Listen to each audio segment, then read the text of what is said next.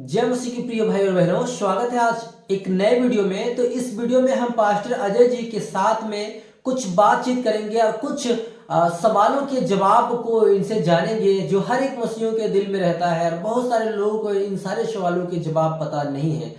तो पास्टर अजय जी हमारे साथ है। पास्टर अजय जी, आपका स्वागत है आज के इस सवाल जवाब के कार्यक्रम में। धन्यवाद सभी को। जय मसीह की। आज हम आपके साथ नए विचार के साथ आज हम आपके साथ उपस्थित हैं। तो नए विचार में आज हम आपको कुछ नई बातें बताएंगे बपतिस्मा के बारे में। तो पास्टर अजय जी, आपसे हम जानना चाहते हैं, एक व्यक्ति को जो मसीह में आया उसको कितने दिनों के बाद बपतिस्मा लेना चाहिए और उसके जीवन में क्या क्या योग्यता हो जाए कि वो बपतिस्मा ले सकता है? देखिए, जहाँ तक बपतिस्मा लेने का सवाल है, पहले समय में जब प्रेरित लोग जिसके लिए प्रार्थना जब प्रवचन करते थे, जैसा बाइबल में लिखा हुआ है, तो लोग विश्वास करते थे तो काफी लोग तुरंत बपतिस्मा लेते थे। लेकिन आज के समय की जो बात है, हमें बपतिस्मा जब हम यीशु मसीह को ग्रहण कर लेते हैं, यदि हम पूर्ण रूप से विश्वास कर ले यीशु ही मसीह है, यीशु ही हमारा उद्धार करता है, तो हम तुरंत बपतिस्मा ले सकते हैं। उसके बारे में कोई रोक नहीं है। बपतिस्मा लेने के लिए क्या उम्र होनी चाहिए अजय जी? बपतिस्मा लेने का जो उम्र है 18 के ऊपर होनी चाहिए। अच्छा, 18 से बहुत सारे लोगों को मैंने देखा है जो 18 से कम उम्र है उनको भी बपतिस्मा दे देते हैं। तो क्या 18 से कम उम्र के लोग बपतिस्मा नहीं ले सकते हैं? देखिए, जब तक हम पूरी रीति से संभल न जाएं, जब तक हम पूरी रीति से प्रभु को अपने आप को समर्पण न कर दें, जब तक हमें भले बुरे का ज्ञान न हो जाए, क्योंकि मैंने भी अपने जीवन में ये बात का अनुभव किया।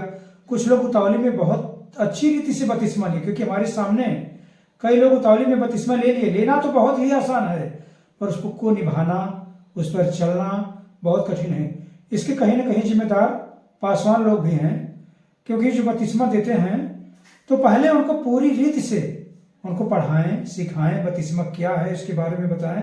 क्योंकि कुछ लोग ये सोच के बपतिस्मा लेते हैं कि हम बपतिस्मा ले लेंगे तो हमारे जीवन में बीमारी नहीं आएंगी, दुष्ट आत्माएं नहीं आएंगी, भूत प्रेत नहीं आएंगी। कुछ लोग यह समझ के बपतिस्मा लेते हैं, जबकि बपतिस्मा का उद्देश्य कुछ और ही है।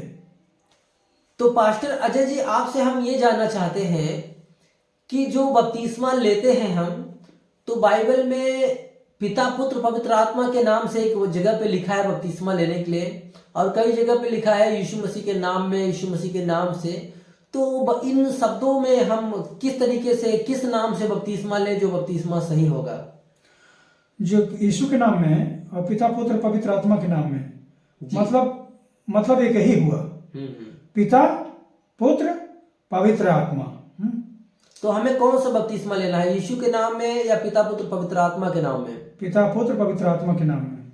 हमारा अगला सवाल आपसे ये है कि आज के दौर में बहुत सारे लोग पानी छिड़क के बपतिस्मा देते हैं, बहुत सारे लोग पानी में डुबकी लेके बपतिस्मा देते हैं, और बहुत सारे लोग जो है सिर्फ अंगीकार करा देते हैं और कहते हैं आपका बपतिस्मा हो गया है। तो इन सभी बपतिस्मा में कौन सा बपतिस्मा सही होता है? देखो, अंगीकार तो ठीक है, लेकिन बाइबल में लिखा है जो विश्वास करे और बपतिस्मा ले उसी का उद्धार होगा। तो हमने तो ये अंगीकार कर लिया कि यीशु ही प्रभु है, और जब हमने अंगीकार कर लिया कि यीशु ही प्रभु है, तो जैसे खोजा यशायाह की पुस्तक को पढ़ता जा रहा था और फिलिपुस उसके पीछे हो लिया उसके रथ के साथ, और उसी शास्त्र से आरंभ करके उसने सारी बातें बताई। जब तो दोनों जाते जाते जल के पास जब पहुंचते हैं, वो खोजा सारी बातों को जान गया था। फिलिपुस से कहा कि देख, अब यहाँ जल है और मुझे बपतिस्मा लेने में क्या रोक है। तो दोनों जल में उतरते हैं और वो खोजा जो है बपतिस्मा को लेकर के बाहर आता है।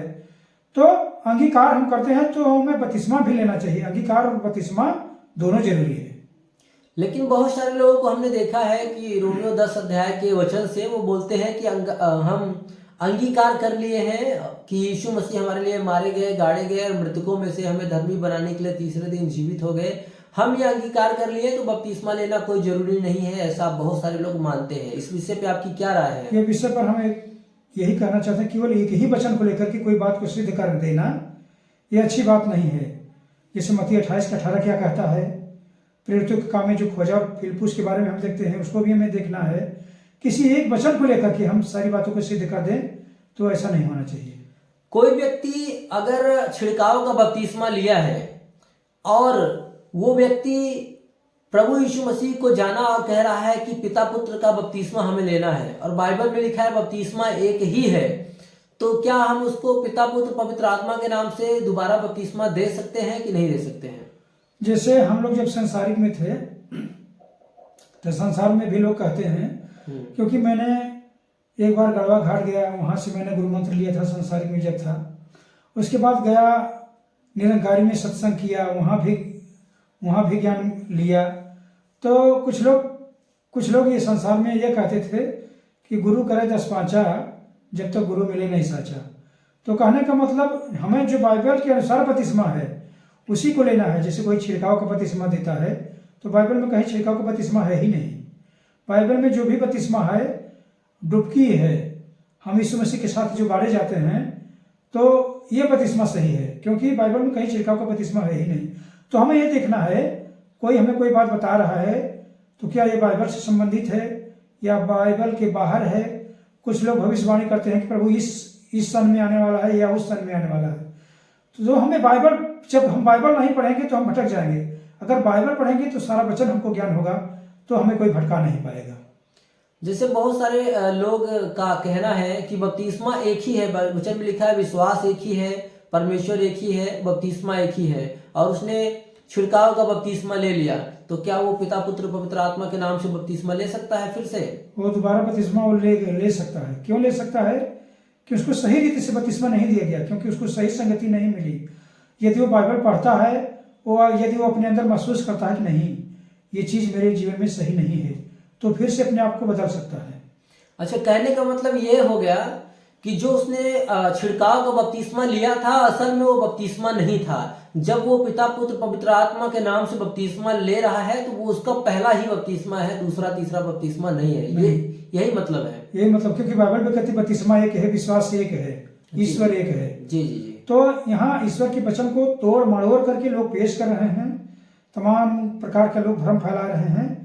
तो परमेश्वर के वचन में लिखा है कि इस पुस्तक में से यदि कोई कुछ निकाल दे तो परमेश्वर उसका नाम जीवन के पुस्तक से निकाल देगा। यदि कोई इस पुस्तक में कोई बातें बढ़ा दे तो परमेश्वर उसके ऊपर आने वाली विपत्तियों को बढ़ाएगा। अच्छा, कई लोगों का कहना ये है कि क्या हम बपतिस्मा अगर नहीं लिए और हम मर गए तो क्या हम स्वर्ग में जाएंगे? बपतिस्मा और स्वर्ग से क्या कनेक्शन है? बपतिस्मा और स्वर्ग से यह कनेक्शन यह है कि जो चोर था, जो 2 डाकू थे, एक प्रभु के दाएं और एक बाएं लटकाए गए थे जी, उस समय के वचन को अगर अनुसार हम देखते हैं तो वो मन नहीं फिराया था। जब तक वो समस्या में नहीं पड़ा तब तक वो मन को नहीं फिराया। लेकिन जिस समय उसको सजा देने के लिए लटकाया गया तो एक ने तो मन नहीं फिराया, दूसरे ने मन फिराया, और यह उसके अंदर यह विश्वास हो गया कि यीशु ही परमेश्वर है, यह निश्चय वह धर्मी है। तो उसने कहा, हे प्रभु, जब तू अपने राज्य में आए तो मेरी भी सुधि लेना। प्रभु यीशु ने उससे कहा कि मैं तुमसे सच सच कहता हूं कि तू आज ही मेरे साथ स्वर्गलोक में होगा। यदि किसी गलती से हम प्रभु यीशु मसीह का नाम नहीं सुने हैं, मरते मरते यदि हमारे कानों में यीशु मसीह का नाम पड़ गया, किसी ने यदि बता दिया, तो यदि मेरे अंदर ये विश्वास आ गया कि यीशु ही हमें पाप से उद्धार देंगे, या मरने के बाद हम यीशु मसीह के पास या स्वर्ग में हमें यीशु मसीह ही ले जाने वाला है, अगर उसके पास सही नहीं है तब तो वह जा सकता है। यदि मैं प्रभु यीशु का नाम पहले से जानता हूँ, जानबूझकर यदि मैं बपतिस्मा नहीं लेता हूँ, तो फिर हमारा उद्धार नहीं होने वाला है। आपने जैसा कहा कि जैसे बहुत सारे लोग हैं वो कई साल से प्रभु यीशु मसीह में हैं, प्रभु कलीसिया में भी जा रहे हैं, लेकिन बपतिस्मा लेने के लिए तैयार नहीं हो रहे हैं। तो अगर वो उनकी मृत्यु हो जाती है तो क्या होगा उनके साथ? यदि वो बपतिस्मा लेने के लिए तैयार नहीं है तो जाहिर सी बात है कि उनके दिल में कहीं न कोई खोट है, तभी वो बपतिस्मा लेने के लिए तैयार नहीं होते। क्योंकि प्रभु यीशु मसीह ने कहा कि जो कोई मेरे पीछे चलना चाहे वो अपना क्रूस उठाए और अपने आप का इनकार करे, वो मेरे पीछे चले। जब तक हम अपने आप का इनकार नहीं करेंगे हम प्रभु यीशु मसीह के पास नहीं आ सकते। जब हम नामधारी होंगे तो जैसा वचन में लिखा है, हे प्रभु कहने वाला हर एक व्यक्ति स्वर्ग के राज्य में नहीं जाएगा, वरन वही जो मेरे स्वर्गीय पिता की इच्छा पर चलता हो। अच्छा, अक्सर हमारे गांव में ऐसा देखा जाता है, सब कुछ लोग विश्वास कर लेते हैं कि यीशु मसीह हमारे पापों के लिए मारे गए, गाड़े गए, मृतकों में से तीसरे दिन जीवित हो गए, सारी बातों पे विश्वास करते हैं।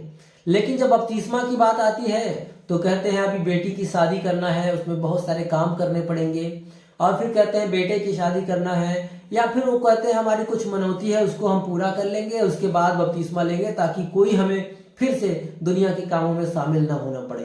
तो इसके बारे में आप क्या कहना चाहते हैं? इसके बारे में हम यह कहना चाहते हैं, जो कोई हल पे हाथ रख करके पीछे देखता है वो अपने जीवन को खोता है। जैसे 10 कुंवारियों के दृष्टांत में 5 बुद्धिमान 5 मूर्ख, तो वही 5 बुद्धिमान और 5 मूर्ख के जैसा हाल होगा।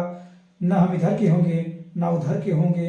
यदि हम प्रभु को जानबूझकर भी संसारिक बातों में फंसे हैं, यदि उससे हम नहीं निकल पाते हैं, तो इसमें प्रभु का कोई दोष नहीं। कहने का मतलब जब हम प्रभु यीशु मसीह पे हमें दिल से विश्वास हो गया कि यीशु ही प्रभु है, तो हमें उस समय बपतिस्मा ले लेना चाहिए। बपतिस्मा लेने में कोई रोक टोक नहीं है।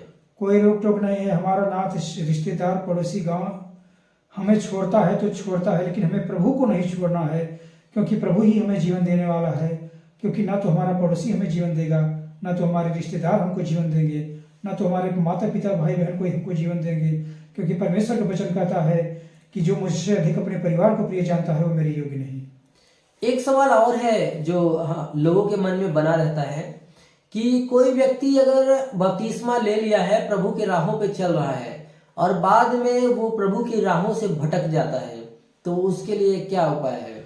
उसके लिए यही उपाय है, कोई प्रभु के मार्ग में चलता है और वो भटक जाता है, तो जैसे उड़ाऊ पुत्र के 2 बेटे जैसे उनके थे, तो एक ने अपना हिस्सा जगह जमीन बंटवा लिया उतावली में, लोगों को चढ़ाए बढ़ाने पर उतावली में उसने अपना जायदाद का बंटवारा करवा लिया, चाह करके उसने अपना कुकर्म में उड़ा दिया। और दूसरा बेटा अपने बाप का सदा आज्ञाकारी बना। जब कहीं न कहीं वो पश्चाताप करता है, लौट करके आता है, तो उसका बाप उसको अपनाता है। तो ऐसे हमारा पिता दयालु है, वह दया का सागर है।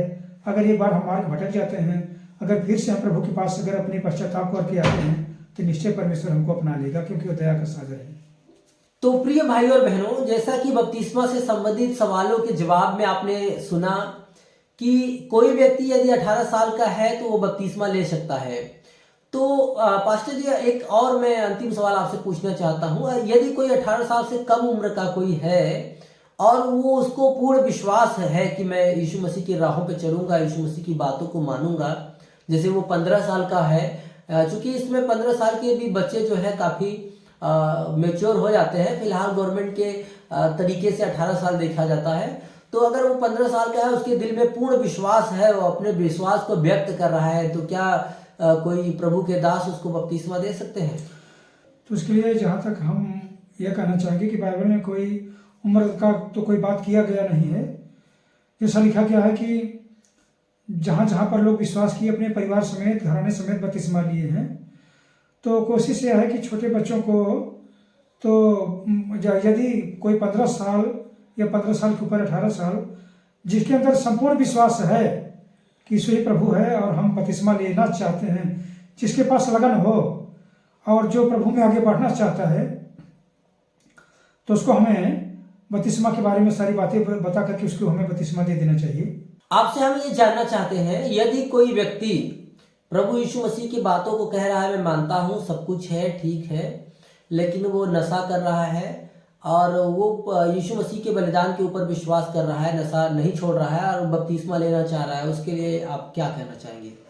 तो इसके बारे में हम यही जैसे पहले मैं बता चुका हूँ, यीशु मसीह ने कहा जो कोई मेरे पीछे चलना चाहे वो अपने आप का इनकार करे और वो मेरे पीछे हो ले। जब तक अपने आप का इनकार का मतलब यही हुआ, इसमें सारी बातें आ गई, नशा से, पाप से, बुराई से, चाई से, चुगली से, ठट्ठा करने वालों की मंडली से, गलत रूप से धन कमाने से, झूठ का सहारा, हमें किसी भी बात का सहारा नहीं लेना है, तभी हम प्रभु में परिपक्व होंगे। और प्रिय भाई और बहनों, जैसा कि आज की इस वीडियो में हमने कई सवालों के जवाब देखे, जैसे कि 18 साल से या 15 साल या 12 साल, तो पास्टर अजय जी ने बताया हमें कि यदि कोई बच्चा है तो वो बच्चा जो है वो प्रभु यीशु मसीह पे पूर्ण रूप से उसकी कॉन्शियस गवाही नहीं दे सकती कि प्रभु पे विश्वास करना है या नहीं करना है। क्योंकि अक्सर बच्चे जो होते हैं जब स्कूल कॉलेज में जाते हैं तो उनके विचार बदलने लगते हैं। तो फिलहाल अगर बच्चा 18 साल या 15 साल 12 साल का है, यदि पूर्ण वो विश्वास में है, उसके फैमिली मेंबर्स अच्छे विश्वासी हैं, तो आप चाहते हैं तो कम से कम 15 के नीचे तो नहीं, 15 के ऊपर आप दीजिए, 18 तक दीजिए, उसके बाद आप दीजिए बपतिस्मा, कोई दिक्कत नहीं है, बपतिस्मा ले सकते हैं।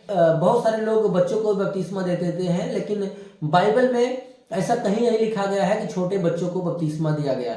जैसे कोई मानसिक रूप से अपंग है, जैसे दिमागी रूप से अपंग है या पागल हैं, उनके फैमिली मेंबर्स उनकी देख रेख कर रहे हैं और बहुत सारे लोग कहते हैं कि क्या उनको बपतिस्मा दे सकते हैं। तो इस मामले में भी चूंकि वो प्रभु को अपना प्रभु और उद्धारकर्ता स्वीकार नहीं कर पाएगा, इसलिए जब तक कोई व्यक्ति स्वयं से न कहे कि हमें बपतिस्मा लेना है और बपतिस्मा के बारे में हम बताएं, जब से स्वयं के लेना तैयार हो तब तक हम नहीं दे सकते। तो जैसे पागलों को बपतिस्मा नहीं दे सकते हैं, छोटे बच्चों को बपतिस्मा नहीं दे सकते जब तक कि वो प्रभु को अपना प्रभु और उद्धारकर्ता करके न स्वीकार करें। ये सारे सवालों का जवाब हमें मिला। तो प्रिय भाई और बहनों, जैसा कि हमने वीडियो में देखा कि हमें बपतिस्मा लेना बहुत जरूरी होता है एक मसीही को, और बपतिस्मा जो है पिता पुत्र पवित्र आत्मा के नाम से होना चाहिए। बपतिस्मा पानी में पूर्ण रूप से डूबने के द्वारा होना चाहिए, छिड़काव का बपतिस्मा नहीं होना चाहिए। बहुत सारे लोग अंगीकार पे ही रुक जाते हैं, अंगीकार के बाद बपतिस्मा बहुत ही आवश्यक होता है। तो प्रिय भाई और बहनों, यदि आपका बपतिस्मा से संबंधित कोई और सवाल है तो वीडियो के कमेंट में आप जाके वो सवाल को लिख दें और अगले वीडियो में हम उस सवाल का जवाब देने की आपको कोशिश करेंगे। और अन्य कोई सवाल है तो वो भी आप कमेंट में लिखिए, उस विषय पे हम आपको वीडियो बना के देंगे। तो प्रिय भाई और बहनों, लगातार आप हमारे लिए भी प्रार्थना करते रहें। आपके लिए हम लगातार, पूरे देश के लिए हम लगातार प्रार्थना कर रहे हैं। यदि आप पास्टर अजय जी से पर्सनल बातचीत करना चाहते हैं, प्रार्थना करवाना चाहते हैं या अपना भेंट देके पास्टर अजय मिनिस्ट्री को सहयोग देना चाहते हैं, तो नीचे नंबर चल रहा है, वहां पे आप जो है प्रार्थना का नंबर है, वहां पे फोन करके प्रार्थना करवा सकते हैं। और नंबर चल रहा है गूगल पे, फोन पे का, वहां पे आप अपने भेंट को भी आप भेज सकते हैं। और आप कभी भी पास्टर अजय जी से फोन करके बातचीत कर सकते हैं, प्रार्थना करवा सकते हैं। और डिस्क्रिप्शन में भी नंबर दे दिया गया है प्रार्थना का, आप 24 घंटे में कभी भी फोन करके प्रार्थना करवा सकते हैं। और कोई सलाह है तो पूछ भी सकते हैं। और आप इस वीडियो को ज्यादा से ज्यादा लोगों के पास शेयर करें और कमेंट में आप लिख के अपने सवालों को जरूर पूछें और आपकी क्या सुझाव है वो भी कमेंट में लिख सकते हैं। और वीडियो को लाइक कर दें और हम फिर मिलेंगे अगले वीडियो में किसी नए विषय के साथ। तब तक के लिए जय मसीह की, प्रभु आपको आशीष दे।